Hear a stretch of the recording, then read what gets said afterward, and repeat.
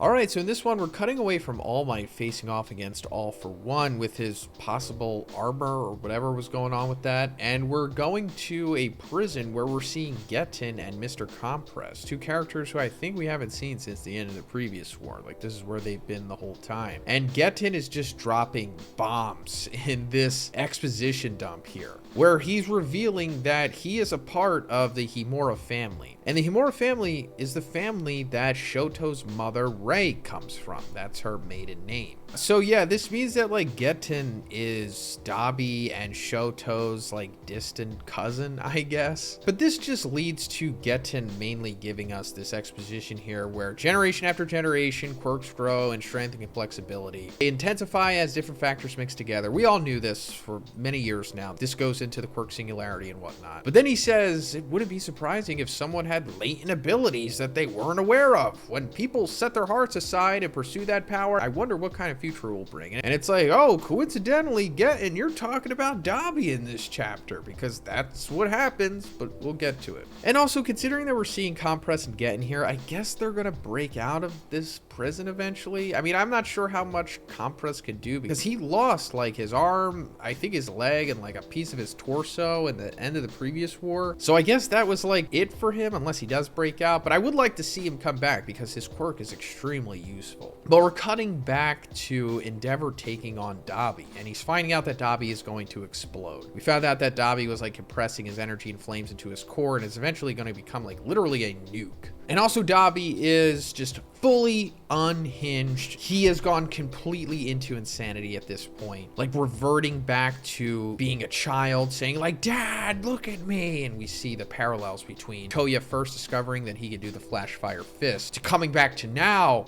and we're seeing Dabi's flash fire fist, which is incredible. This is the most impressive flash fire fist we've seen in the series, and that we might see. One of the most impressive attacks we've seen, period. And he's just blasting Endeavor with this, but I also think he's losing his right arm in the process. And if he is here, I suppose this is supposed to parallel Endeavor losing his right arm to All for One. And Endeavor's trying to get Dabi to stop, of course, but he's like losing consciousness. He says, "This heat, it's hot enough to even burn me. How is he still alive?" And this was always insinuated by Endeavor, that Dabi's heat potential was even greater than his own, and we're seeing it on full display here. And as he grabs onto Dabi's chest, we're getting some exposition here where it says when someone has a near-death experience, it may cause their quirk to awaken. And that's what's happening to Dabi here. Dabi awakens Rei's quirk. So now Dabi is essentially the same as Shoto. I don't know if he has like half hot, half cold, but on paper, his quirk abilities are similar to Shoto's. We're not seeing too much of it here. We're just seeing the ice come out of his chest. But on paper, he should be able to manipulate both ice and fire, which is like crazy just for the power set, but it's also coming around full circle in the story here. But first, let's talk about GamerSup's new flavor, Red Raspberry. This is going to drop today at 3 p.m. guys, and I was lucky enough to get this early, and I'm not even capping. I swear, this is my favorite flavor of GamerSup's. It reminds me of this red raspberry drink that I was able to get from the bodegas when I was young that I can't get anymore now that I live in the Southwest. But man, I love this stuff so much. They also have anime girl thigh flavor. That's right. The taste is like an orange creamsicle, and then of course it has that great anime girl thigh flavor to it. If you know what I mean, you know what I mean. But if you don't,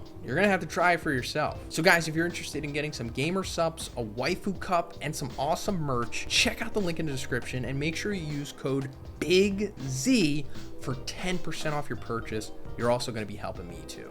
Thanks, guys. And I already gave my thoughts on Dabi as a character and him receiving this in my spoilers video yesterday. So if you're curious to hear my thoughts on that, you can check that out. I'm not really going to go too much into my opinions in this video because it really doesn't matter what I have to say. But I'll just say that it does totally make sense, and it was always kind of foreshadowed that this was going to happen. First of all, you know, the whole thing about Toya being seen as a failure in the eyes of Endeavor because he wasn't able to receive both quirks. Endeavor's whole theory was that he would be able to craft the perfect and most powerful hero if he could have his fire quirk being balanced out by Rei's ice quirk, which is what we ultimately see with Shoto, of course. And even though that Toya didn't immediately have that, he still saw potential in him because of what we said earlier with his flame potential being even greater than Endeavor's. But once Shoto came around, he realized that Toya is now useless, and that's what led to him becoming Dabi, of course. course. There's also like hints dropped here and there about Toya receiving Rei's weak constitution, and that's somewhat of an ambiguous statement. You can take it many ways. Like Dabi's flesh or being couldn't handle the flames as well as Endeavor's, because maybe he had Rei's body, which was more accustomed to the cold. Therefore, in theory, he would be weaker to the flames. But it was actually telling us that, like, yeah, he did have Rei's quirk this whole time, but it just needed to be awakened. And also, I think we saw it through Toya's hair color. Like, at first, he just has red hair, and then slowly but surely it turns white over time until it's completely white. And at the time, I thought, oh, this is like his stress manifesting, maybe. And it is something like that, but it was more so foreshadowing that his quirk starts off as fire, and it eventually will become ice, as we're seeing here. But he wasn't as lucky as Shoto to just be straight up born with both sets at once. He needed to have an awakening for this to happen, which is him being on the verge of death. And that, of course, was also foreshadowed after Shoto defeated Dabi a couple chapters back. We saw that glowing thing in his chest. That was hinting at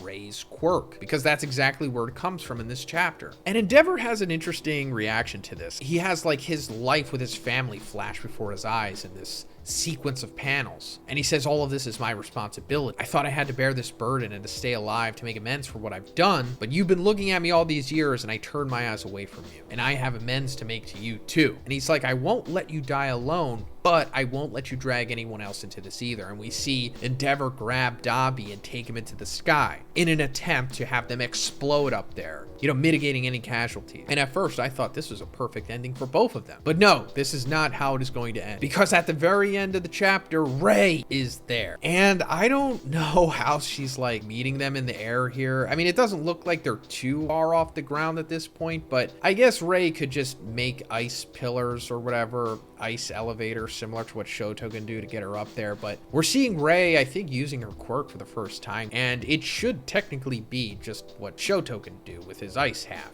And we knew that Rei, or at least the Todoroki family, was going to come here, because we saw, I think 2 chapters ago or whatever, that the underground elevators that they were taking weren't going to last, because the ceiling was like collapsing from the war going on outside and everything, and Dabi's explosion was going to go off, so they had to get out of there. But it was convenient because, like I said, the Todoroki family needs to have their moment with Dabi. And I guess we're going to see at least his mom have the moment here. I mean, I'm sure Dabi is going to survive here, because what I'm thinking Rei is doing here is she's just going to use her quirk to shut Dabi down, or help him use his own ice quirk to cool himself off or something. Because in the final panel, we see the flashback of Toya saying, "You're guilty too, Mom." So yeah, she has some rectifying to do as well. And I guess Dabi's gonna live here. But that's pretty much it. Let me know what you guys think about Dabi getting the ice quirk here. Do you think he deserves it? Do you think it should have went a different way? Do you think they should have died? Or do you think that Dabi should live and get a full-blown redemption? Let me know. And if you liked the video, please give it a like and subscribe if you haven't already. Have a great day. I'll see you in the next one.